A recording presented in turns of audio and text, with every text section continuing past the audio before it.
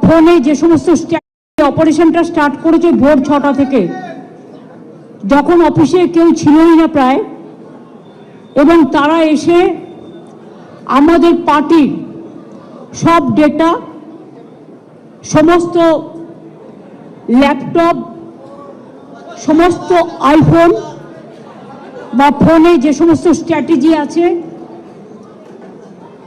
ইলেকশনে, including SIR, আমাদের কাজ চলছে মানুষকে সাহায্য করবার জন্য, সেগুলো সব ওরা ফরেন্সিক টিম নিয়ে এসে সকাল থেকে ট্রান্সফার করেছে।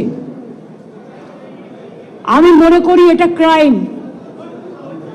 একটা পার্টি অফিসের, এটা প্রাইভেট অর্গানাইজেশন নয়।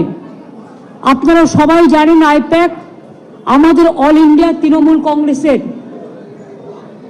এটা আমাদের অথরাইজড টিম, এবং সেই অথরাইজড টিমের কাছ থেকে সব কাগজ ছিনিয়ে নেওয়া, সব লুট করা, এবং কাগজ টেবিলগুলো পুরো ফাঁকা পড়ে রয়েছে।